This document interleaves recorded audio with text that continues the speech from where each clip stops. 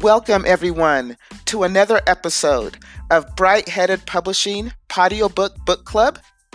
I am your host, Kelly Morgan. I am very excited because today we are bringing you Chapter 6 of my novel, You Sound White. Main character voices are done by Mershelle Reeves. Narration and minor characters are done by yours truly, Kelly Morgan. You Sound White is available on Amazon, Barnes & Noble, and other online ebook retailers. So let's get right to it. Chapter 6, You Sound White.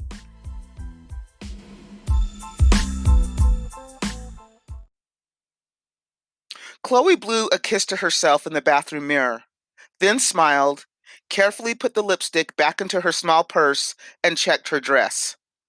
Flawless, she said, and turned around and walked out of the bathroom. She headed back to her office and grabbed a folder. She was meeting with her boss, Brenda, this morning. She dreaded meetings with Brenda, who was always trying to relate to her on a level of color. She noticed Brenda never did this with her peers, but over time, she'd gotten used to it. Chloe quickly scanned through the folder and walked out of her office, then walked down the hall and stopped in front of an office door and softly knocked. She heard a muffled voice say, "Come in." As she opened the door, she noticed Brenda on the phone. She was speaking softly. Chloe stood in the threshold of the doorway, not sure if she should enter or wait. Brenda motioned for her to come in. Chloe shut the door behind her and sat in one of the two large chairs in front of Brenda's large desk. "Yes, I'm sure that will be fine," Brenda said as she nodded her head. "Okay, thank you." She hung up the phone and smiled at Chloe. "Chloe, what's up, girl?" here we go. Chloe thought to herself. She managed to muster a smile and say, Good morning, Brenda. "I called you down here for a couple of reasons. First of all, our new client, Mr. Roberts, is looking to get into charities. He's been very pleased with your work and asked for you specifically on this project. He's looking around to partner with an organization. If you have any ideas, he's open." Chloe nodded her head. Okay, I have a few ideas. I'll run them by him. "Great," said Brenda. "You know, his account is big and very important to the firm. He seems to like your style. I don't know what you're doing, but girl, keep it up." Brenda smiled at Chloe. "I also wanted to ask you something else. Non-work related?" Brenda said. Chloe raised her eyebrow. Okay, sure. What can I help you with? Brenda stood up, walked over to Chloe, and sat down next to her. Then she leaned in close to her. "I know I'm your boss and all, but I like to consider us friends. We have a certain vibe. You feel me?" Did this woman just say, you feel me? Chloe said to herself. "I feel like I can confide in you. We're like sisters. Or is it sisters? Anyway, I feel we have a bond." Brenda smiled. It's sister, bitch. And where the fuck is this going? Chloe thought to herself. She cocked her head to one side, looking a little confused. What do you need? She asked. Brenda hesitated a moment, then blurted out, "I'm dating a black guy." Oh, hell no. This bitch is too fucking much. Breathe, girl, breathe. What does she want me to do? Throw a party? Alert the media? Breathe, girl, breathe. Chloe said to herself. Brenda smiled widely and leaned back into her chair as if she had just announced a cure for cancer. Chloe didn't answer. She opened her mouth slightly, then quickly closed it. "I just wanted to talk to you and find out what I need to know about dating a black guy. I mean, I never have. So, any tips?" Brenda asked excitedly. Chloe half smiled. Is this bitch for real? Tips? What the fuck? She took a deep breath and managed to say, Well, a man is a man. Brenda stood up. "Oh, I know that." she said, waving off Chloe's comment. I just want to know what to expect. I mean, do black men really down there? What about cooking? I mean, I don't know the first thing about soul food. Hey, doesn't your friend own a soul food place? Chloe took another deep breath. Brenda, I'm glad you're out there dating. As long as he treats you right and is kind, I don't think color really matters. She stood up. As far as your other question, well, I'm just gonna leave that right here. Brenda frowned. Oh, I hope I didn't offend you, Chloe. Chloe smiled as she walked toward the door. Of course not, Brenda. She said. I'm going to reach out to Mr. Roberts. She quickly opened the door and let herself out. She stood for a moment, then shook her head in disbelief. She quickly walked to her office, closed the door, went directly to her phone, and called Tallulah, who picked up on the third ring. What's up, girl? Tallulah said. Oh my motherfucking God. You will never guess what happened to a bitch. Chloe said, Someone tried to touch her hair? replied Tallulah. Oh, you got jokes. No, bitch. Brenda, my boss, just asked me for tips because she dating a black guy. She said that. Tips.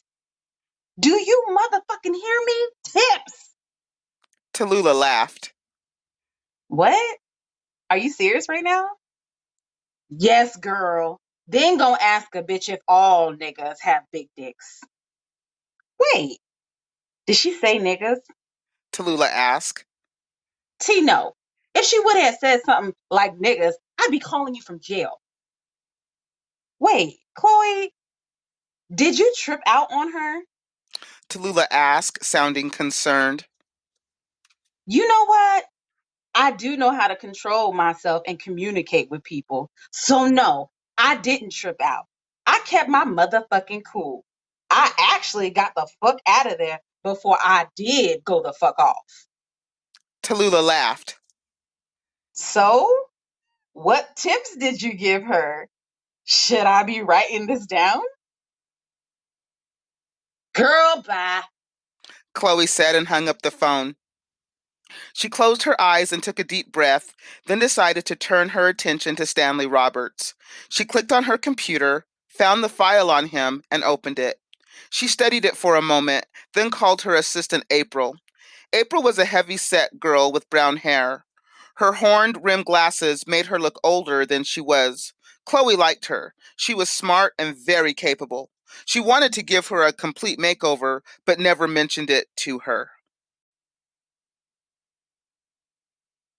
April, please set up an appointment with Stanley Roberts. Make it for a few weeks from now. Chloe said to her as she stood in the doorway, quickly writing down the information. Is there anything else, Chloe?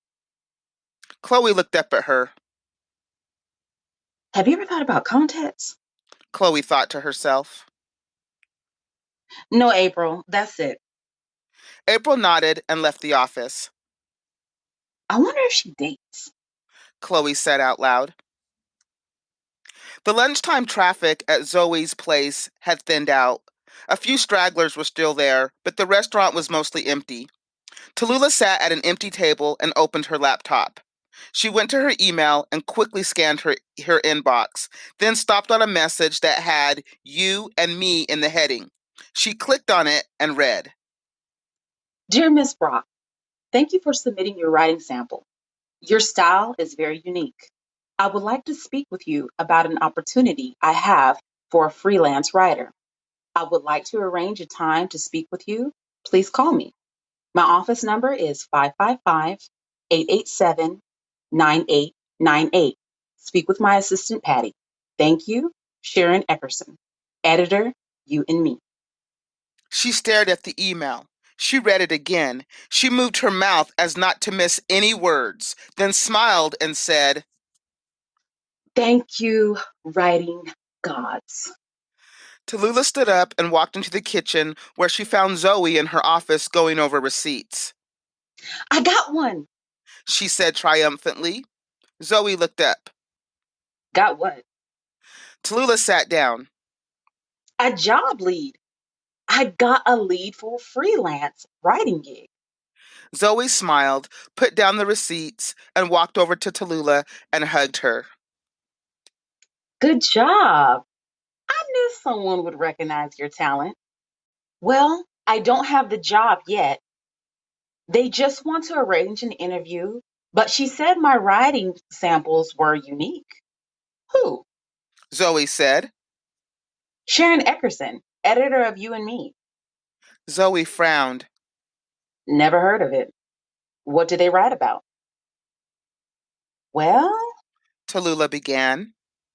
if I remember right, they're a glam magazine, makeup, dieting stuff, fashion, and travel. Zoe replied. That doesn't sound like you. I've never known you to write about fashion or makeup. Tallulah sighed. It isn't me, but as long as it pays, I'll write whatever they want. So, what's the next move? Zoe asked. I need to call and arrange an interview. Tallulah said. Well, you can use the office phone if you want. Zoe said. No, I think I'll head home.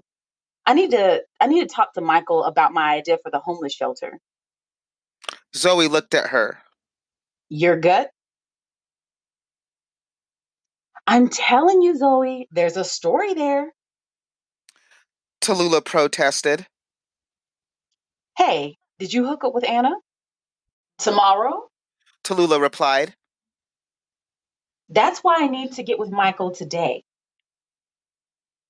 Well, tread lightly, please, T. Don't go getting deep into someone else's business. Zoe said. If you continue to raise the price, I won't be able to print. Michael yelled into the phone. He listened to the voice on the other end of the phone and then abruptly hung up. Fuck you. He said to the phone, then leaned back into his chair. What am I going to do? He said out loud. He put his hands over his eyes and sat in silence for a moment. He heard a light knock on his office door. He looked up to see Tallulah standing in the doorway. Is everything okay? She said softly. He didn't answer. I overheard part of the conversation. It didn't sound good. She said, sitting down. It wasn't. I can't keep up with the rising cost of printing. He said, frowning.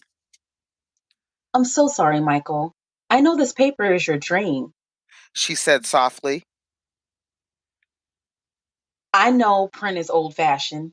Everything's online now.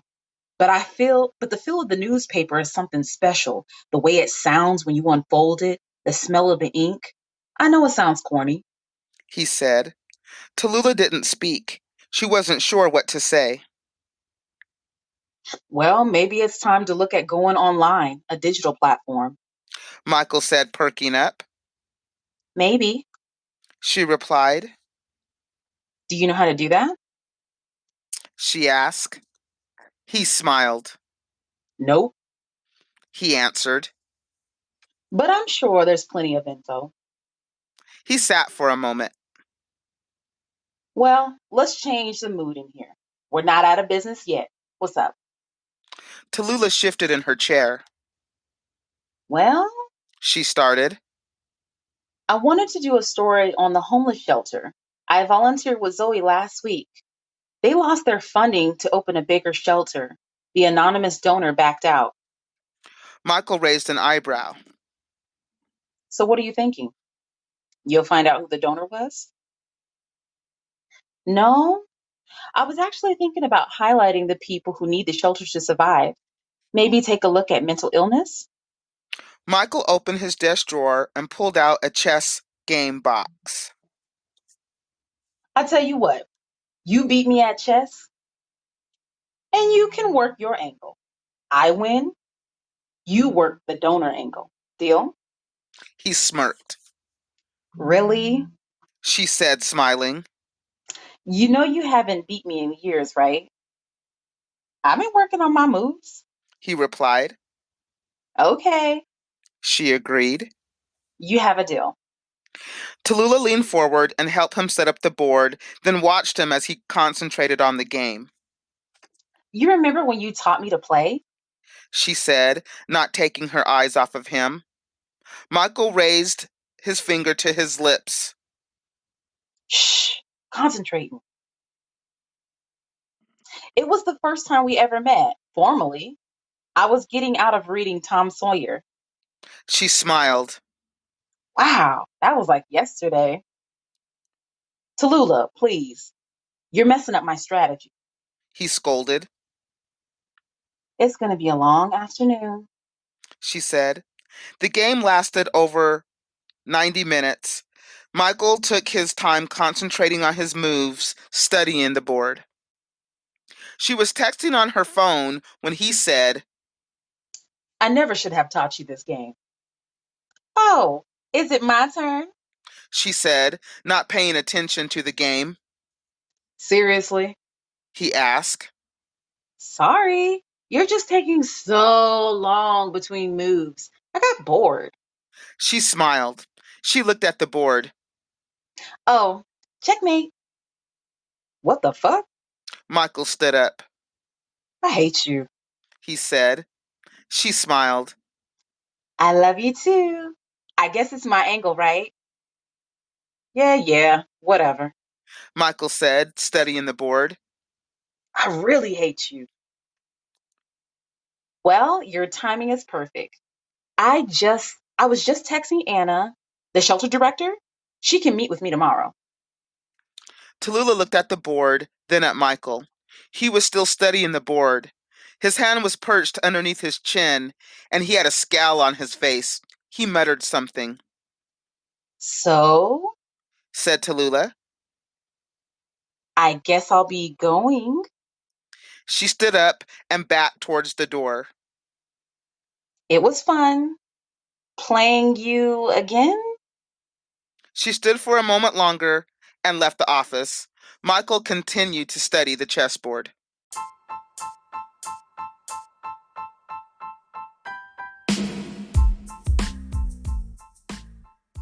Thank you so much for listening to another episode of Bright Headed Publishing Patio Book Club. You just heard Chapter 6 of my novel, You Sound White. You Sound White is available on Amazon, Barnes & Noble, and other online ebook retailers. Next week, Chapter 7 of You Sound White. Thank you so much for listening, and as always, keep writing.